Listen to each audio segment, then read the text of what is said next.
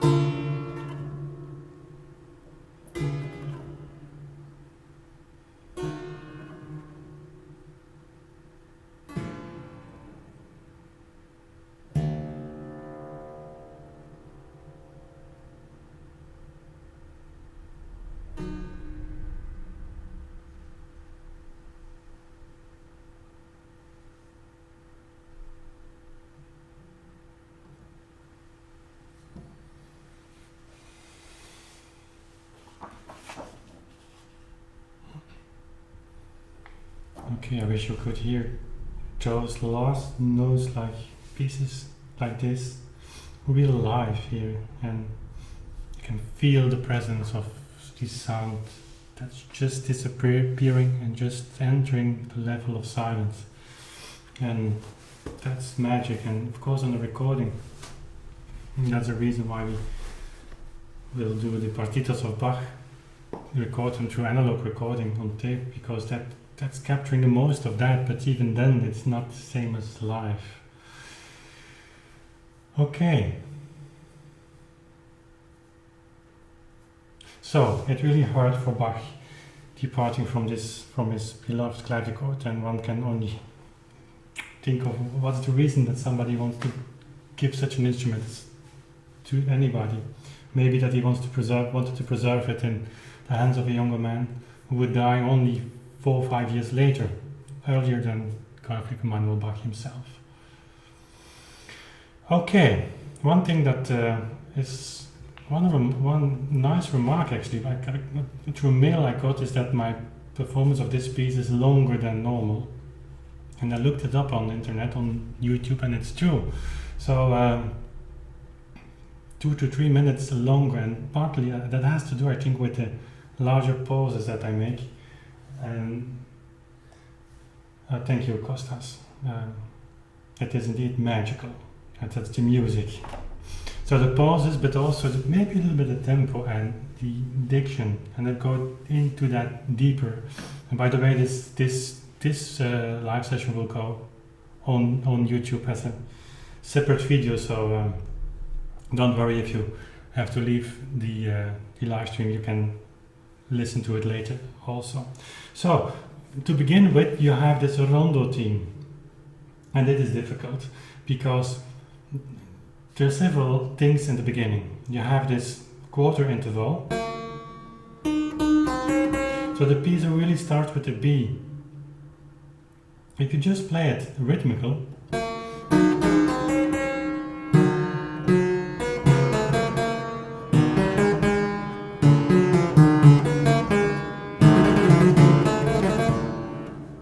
and I'm exaggerating a little bit just to show you the difference, and then there is no atmosphere, there is no tonality, there's no color, there's nothing, there's actually even no drama. And Emmanuel starts in the tenor of the instrument, and which is also here you can produce a nice sound, nice full sound. But this first B, and then the way you go to the E, is really telling you everything.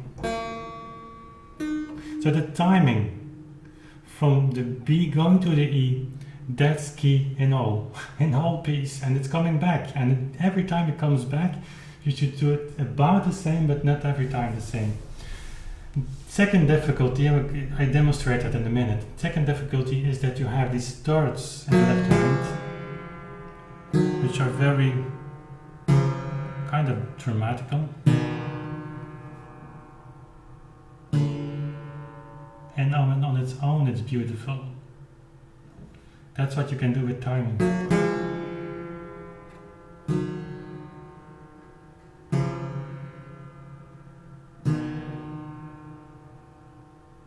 And just wait a little bit here, and the tension grows, and then you get to relief. So that's playing with microscopic small timing differences. But why are the thirds difficult? Because you have the B also in the left hand. That's the same B where the B starts with. So you cannot play it legato to the E, like if you would sing it, because you have this B interacting with that. So you have to release, and that's difficult because you have to chest the legato bow, and that's coming back in all the piece. So to summarize this beginning, you have this important B. The lead to the E is extremely important, and in the middle of that there is the left hand which has an interference with that, and you have to overcome that by kind of suggesting the legato. So I'm really releasing the notes, but you don't hear too much of it because I do it very gentle. And on the end, so by making this be a little bit longer, so not just playing as an upbeat that has kind of accentuation.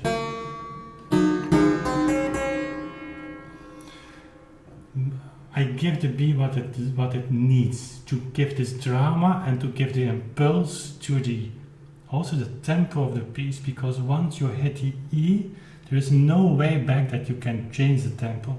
Then you have set the complete foundation for the whole piece, so that's extremely difficult. And of course, when you perform, you shouldn't think on that anymore. It should follow from a kind of expression. And you fall very gentle on this D, which has the Bebung signs on it. And we come back to that in a minute. But the D has an accent. That's also the reason why it has the Bebung sign. And whether you have to really make a tremolo out of it, I don't like that too much like this. Just to hear that there is a Bebung. This Bebung has an expressive meaning. It is a tool, and between just the steady note, straight note, and the Bebung, you have millions of possibilities. And for me, what the clavichord can do is when you have a note like this, which is a syncopated note in a slow tempo here, but like Emmanuel writes in his book, it's kind of bleeding the tone. So you just give it a Nachdruck, like he writes in German. So you press the key after you hit it, and you just take it over the syncopated, so over the accent. So you have, and the Bebung ends, what I think, on the second beat, because there you have brought the note there where it belongs. And then you do it in every time the same thing, but not always the same timing, because if you do it always the same, it gets very boring.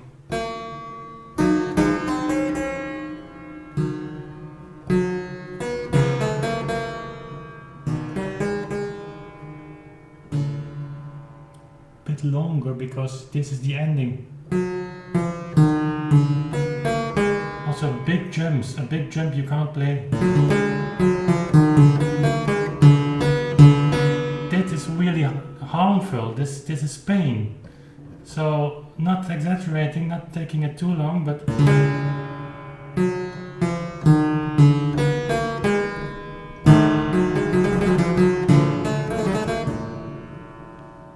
and then a very unusual ending here, because you have this syncopa in 32nd note 16 32nd with this turn on the last 32nd note, which doesn't have an accent, and then after that you have two repetitions of the B in the bass, and that's a very tricky part. And for me, that's one of the keys for deciding the tempo, besides of next to the main character of the piece, which is maybe the most fundamental choice for the tempo, is the movement actually, is the character. But here you have a passage where you really need the time.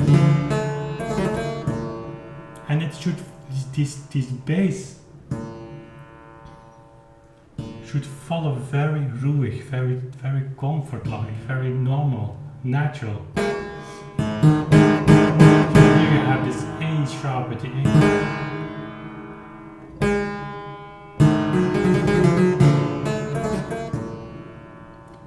So this B is disappearing in the bass. And I take my time here, because this first sentence ends, and you should take your time. You cannot just play it and go further, because then it becomes a silly story. This is really a dramatic tone.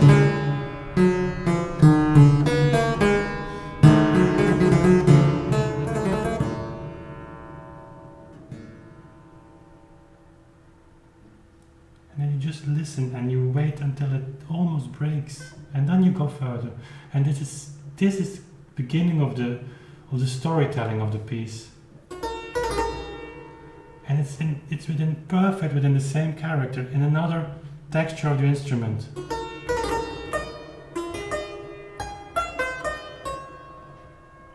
Again, the thirds in the left hand. Big intervals. You cannot just play it like this. You have to glue these big intervals together. You really have to.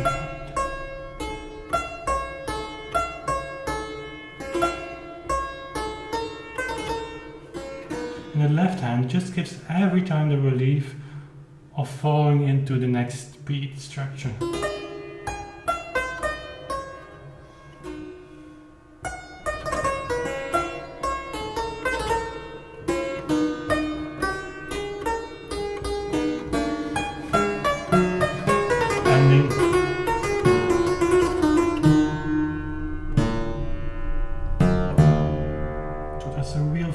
Statement, and within this quarter note with the Begung, he continues with the second phrase.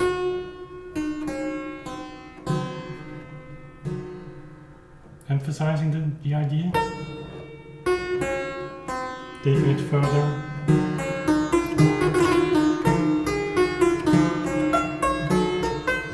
But here you see the left hand. The left hand is just pushing, and you see in the right hand the texture that is less dense. That is opener. I don't have any more, but it becomes opener.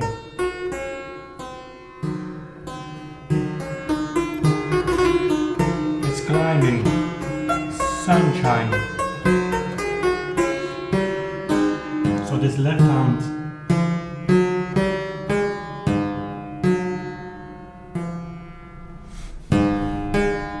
and then this chromatic line. Of course, what drives the piece here. It's different than at the beginning, where you just had the thirds as a kind of rhythmical alterations, but here the left hand is just pushing and lifting the whole piece up.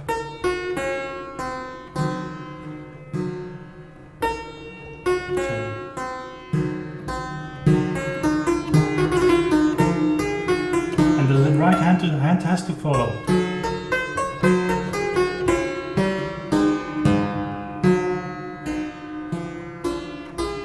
Left hand.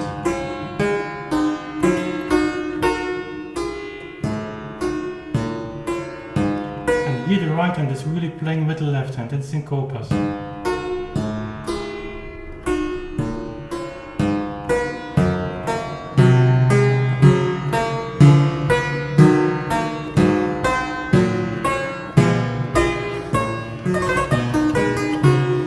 Left hand had a very important phrase here.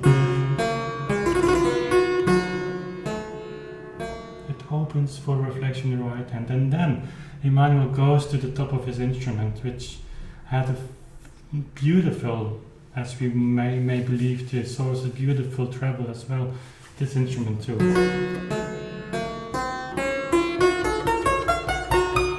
It's forte. Later on we will see this passage coming back in pianissimo or piano. Singing. And there you are at the top T. And you cannot just go further to the A, because the A, this is going down. You just went up all this energy. You have to focus a little bit on that energy that comes together in this D.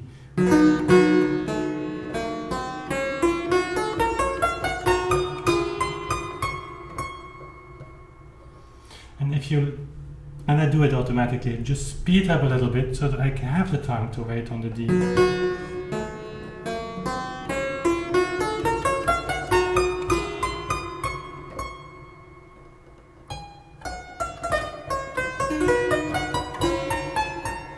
There you have the thirds again at the left hand, taking it again down.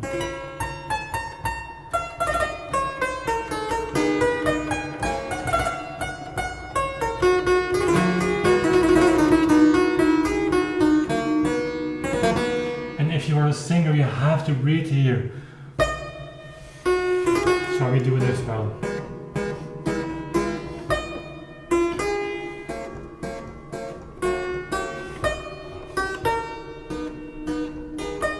And here an immense interval.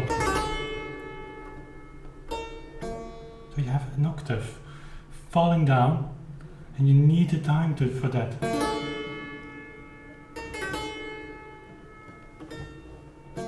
So you have this dissonance, and after this, then you have this turn,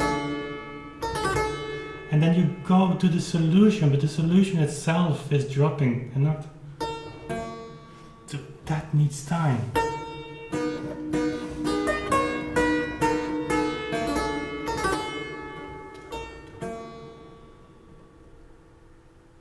And then you have had this whole first section, and this 8-note rest is much longer.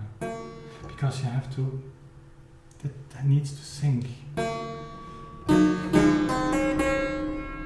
Same as the beginning. And then closing with the left hand.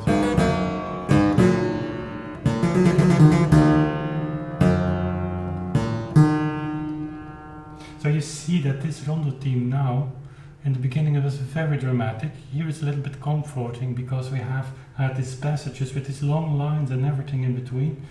And now it comes to your conclusion. Going up.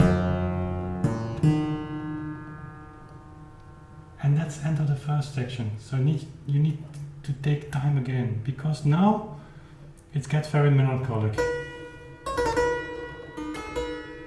It's like a flashback. It's like the good days.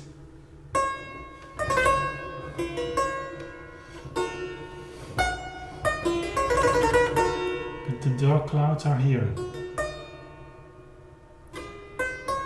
And listen what you can do with time. How important this ending becomes just by letting the left hand a little bit pause. Not too much, because when it breaks it gets silly.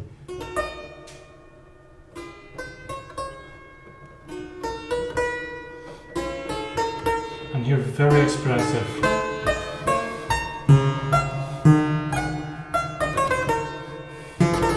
And very dark.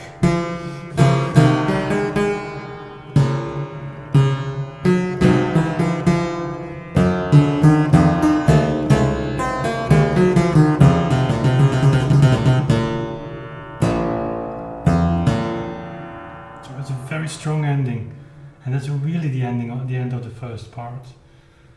And then it's like it being in heaven. Again, another part of the instrument that's being displayed. And I can tell you that the instrument, as Emmanuel writes actually in his letter to Mr. Grotius, that your instrument needs to have the qualities to bring this out. There's a melody and accompaniment in the same texture.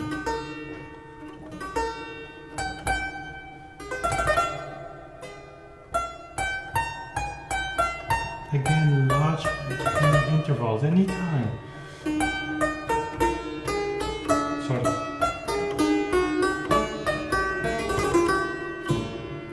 E majors are very positive.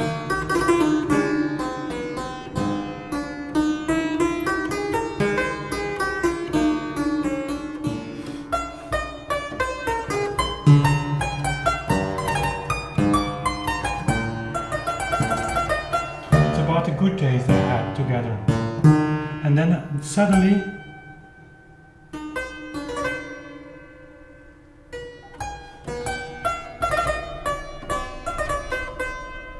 it's within this flashback, I think, that he shares memory. It gets very tinny.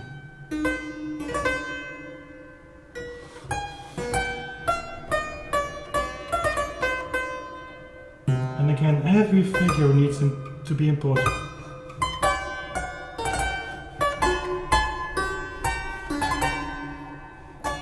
Same Rondo theme. But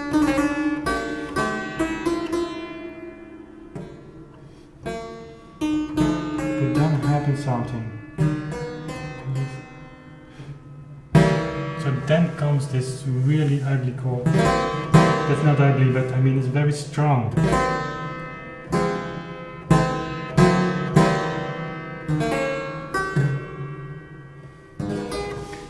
get all these modulations, but before you come there, you just play as if it will not happen. And then it's the strong, and then you just wait a little bit longer for the fortissimo chords, and it works every time.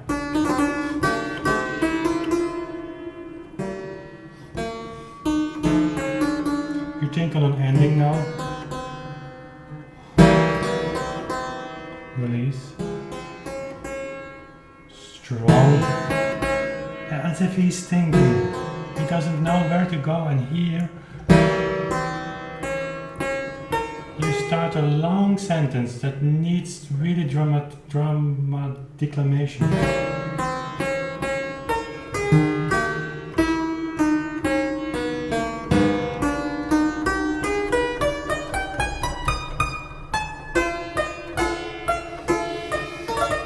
And then the Rondo theme comes again. That's what we move from E major, kind of flashback-like storytelling.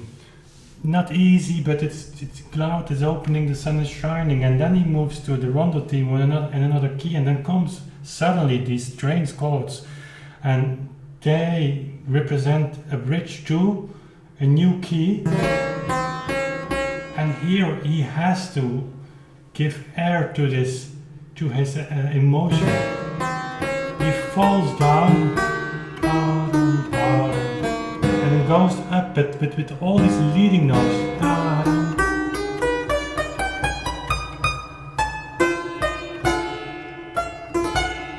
This needs accent.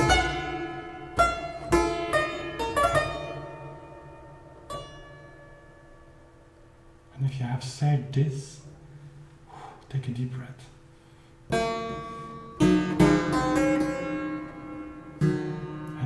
Rondo theme. The beginning is so dramatic. We have had a passage where it is a little bit comforting, and now it's as if this Rondo theme at its own doesn't know anymore where to go. It becomes dramatic in a different way, because we have had this long expressive line that's still in our mind, in our heart, in our soul. We take that with it in the new Rondo theme, in the same Rondo theme, but it becomes new by that.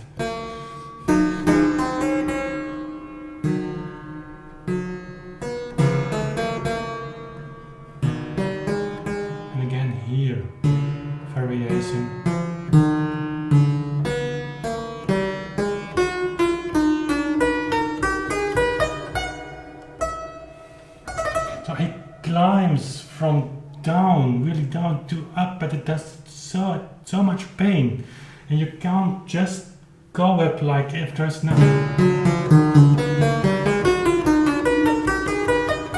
I don't say that you should that anybody is doing that. I just want to demonstrate the difference, and looking for the most expression, but not holding it too much back, because then when the line breaks, it's over.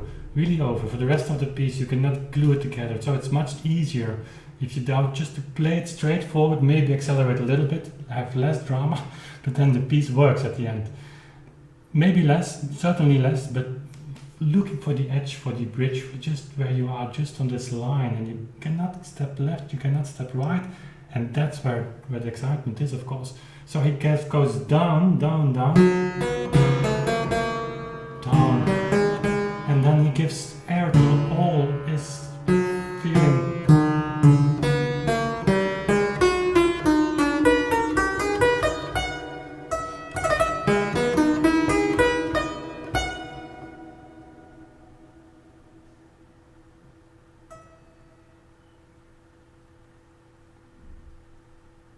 And then this P. That's just a knife right through someone's heart. And that's again the Rondo theme, but transported to another section of the instrument, and then the final, the coda, starts. But here, the expression with these joys,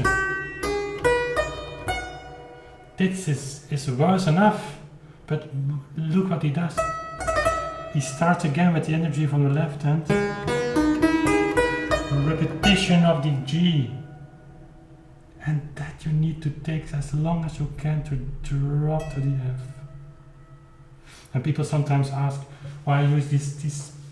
I'm kind of conducting sometimes, and it's really without knowing me, and I'm not doing it on purpose. But it's like a circle movement.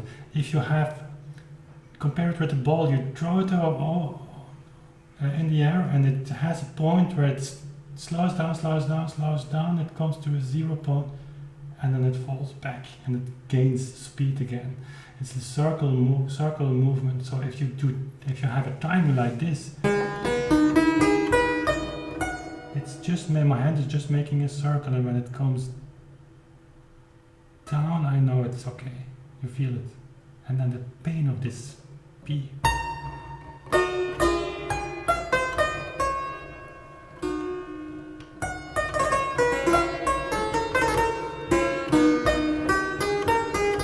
Conclusion,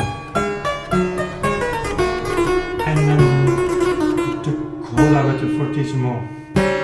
That's of course hurting. This.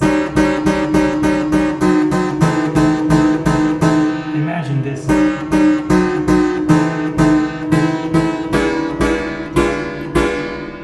That's incredible.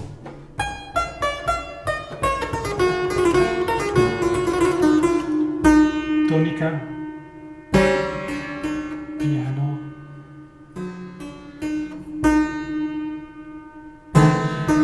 And again, these chords, they need a little bit more than just being played on time. They should be played on time, but a little bit too late. And you gain so much tension by doing that. Again, that's this line. You shouldn't step left, you shouldn't step right, it's just on the middle of it.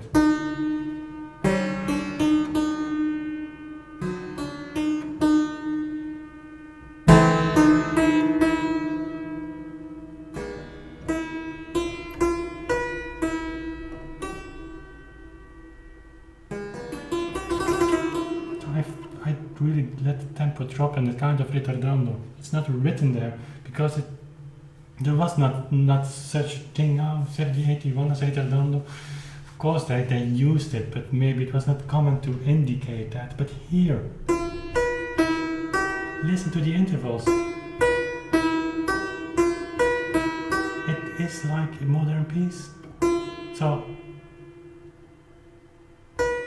this interval, it hurts, and then from the F to the A flat, you should be gentle to that. You can't just play.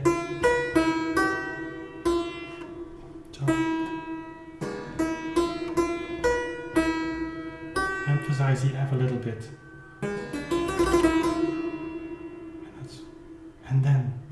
and then he's taking the beginning, but pianissimo.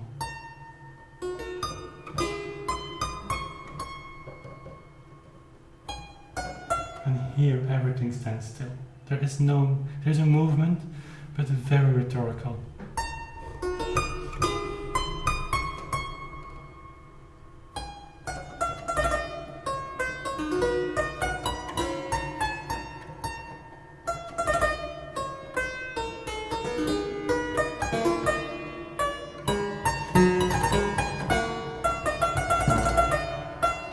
And then the ending is there.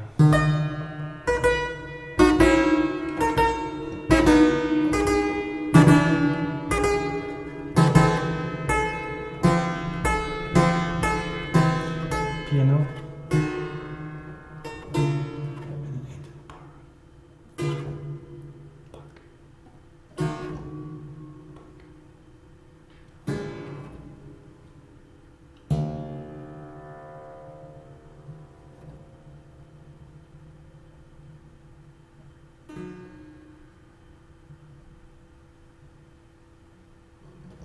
So okay, this E.